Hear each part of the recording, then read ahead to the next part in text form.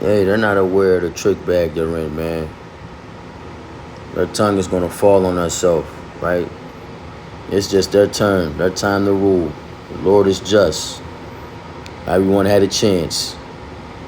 That's Isaiah 10 and 5. It's going back to the king. The heart's king is in the hand of the Lord. Isaiah 10 and 5 in the NLT. What sorrow awaits Assyria, the rod of my anger? I use it as a club to express my anger. I am sending Assyria against the godless nation. Now, Assyria is synonymous with Esau, Edom, with America. Syria at the time was that kingdom. It was the strongest kingdom. It was the top kingdom of the world, the known world at the time. You can liken that to America now, right? But Esau, Edom, Satan, if you will. Hey, he's just a chastening rod. He's our sparring partner, right? He's just keeping us sharp, kicking our ass. We're conscious of it now, you know? He was created to be against us. It's opposition. But we already won. We got the victory, man. All right, and it takes faith to understand that. He doesn't know that. Right? This verse 6, Salakia. Continuing in 6. Against a people with whom I am angry. Who's that people? The nation of Israel. Right? Why? Because we turned our back on the Lord. We committed the spiritual adultery. We were given the law, statutes, and commandments. Right? And still turned away to the world, right? And did what the heathen did, trimming our ways, acting lesser in situations that we're greater in, if you will. But they're the curses, man. All right, continuing. It says Assyria will plunder them, trampling them like dirt beneath his feet. The king of Assyria will not understand that he is my tool. There we go. These kings, Trump, Netanyahu, Putin, Kim Jong-un, all the top nation, all the top, the presidents, the modern day kings of these kingdoms in this age, they're not aware that the Lord is the one moving these necessary chess pieces. He's convinced them that they're doing it, whatever it is they think is right in their power. But this is all prophecy, man, and it's beautiful to be in the know. Hey, man, coming in the truth, you more likely than hit the lottery. And we know those chances are slim to none because Esau rigged all that shit too, man. It's a damn shame. It's verse 8, Salakia. Verse 7 again. But the king of Assyria will not understand that he is my tool. His mind does not work that way because the Lord programmed him to think that way. Right? His plan is simply to destroy, to cut down nation after nation. It's that simple. Matter of fact, let's go to Psalms to prove that. Psalm 17 and 13, in the words of King David. Arise, O Lord, Yahweh, disappoint him. Cast him down, deliver my soul from the wicked, which is thy sword. The wicked is the Lord's sword to chastise us as sons, not bastards. Right? To correct us. And that's mercy. Man, that's mercy. That's love. That's the way the Lord loves. That's the way he speaks to us. Let's jump to Revelations 3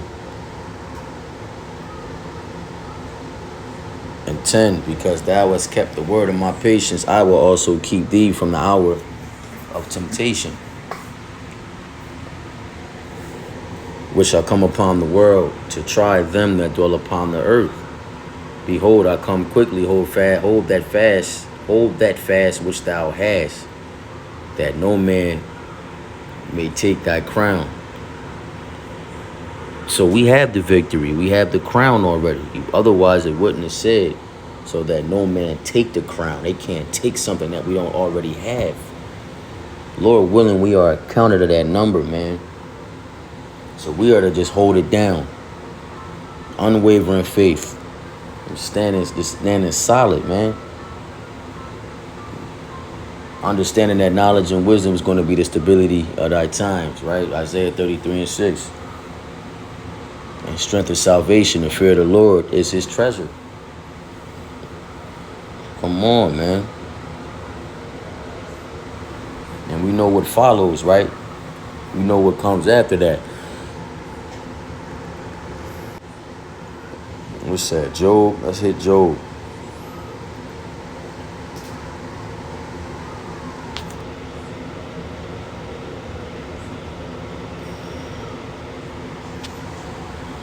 Because keeping the word of the Lord's patience is enduring, man.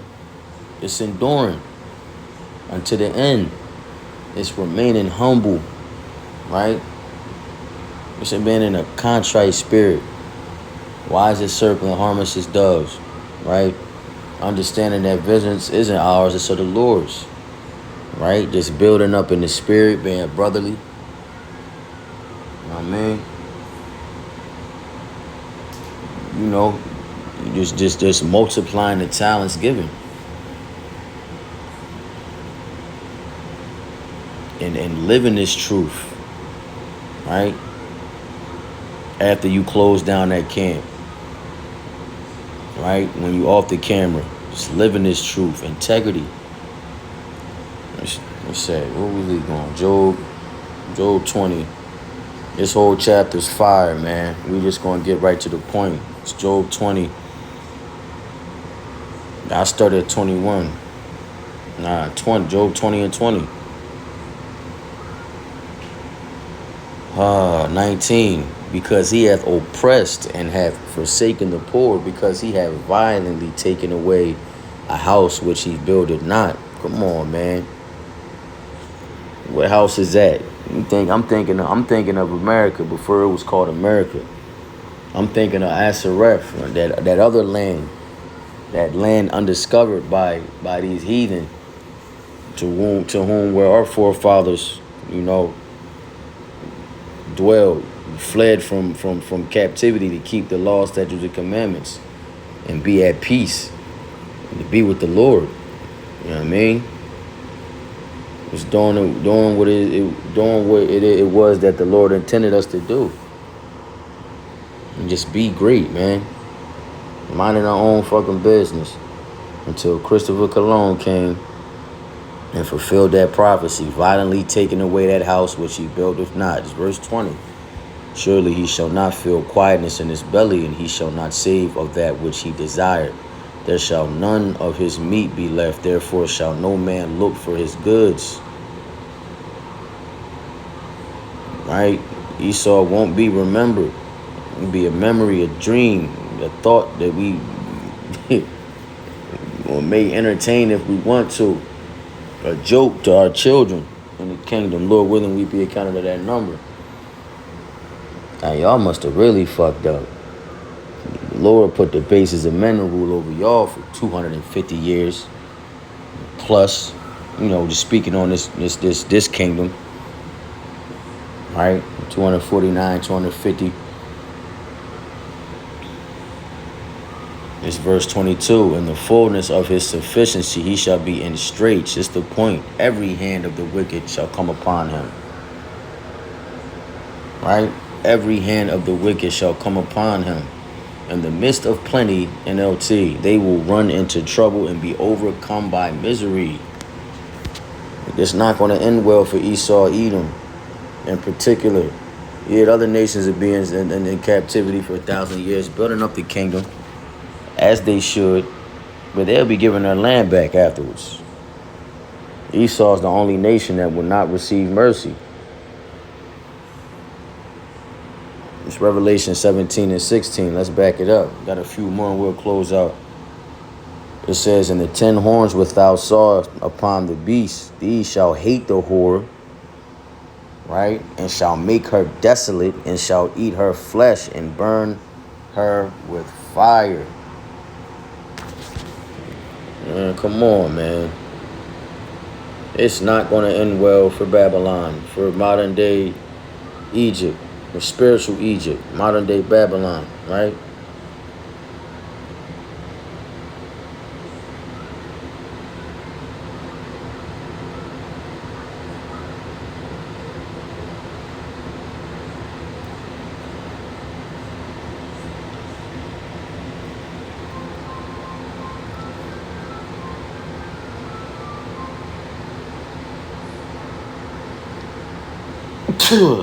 Salakia.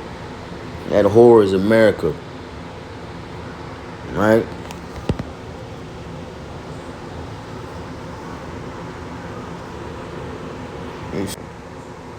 I'm gonna jump to Jeremiah. Let's jump to Jeremiah 50.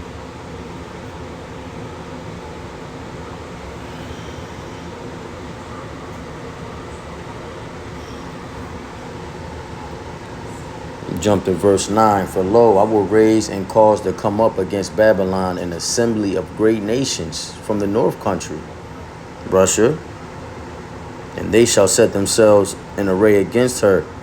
From thence she shall be taken. Their arrow shall be as of a mighty expert man, and none shall return in vain. Arrows? What arrows? Them ICBMs, man. Thermonuclear destruction, man. Let's jump down to verse 14. Put yourselves in array against Babylon. Round about, all ye that bend the bow, shoot at her, spare no arrows, for she hath sinned against the Lord Yahweh. Right? Spare no arrows. The Lord's putting the spirit. He's going to put the spirit on these nations, allies and enemies, to spare no arrows. Right?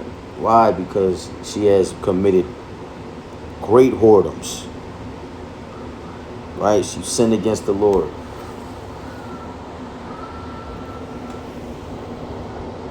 We'll end on that, man. All right, with that, Lord willing, this lesson was edifying. I want to give all praise, all honor, all glory unto Yahweh, Bahashem, Yahweh Shai, Bahawah Kodash. Double honors to the apostles and elders of Great Millstone.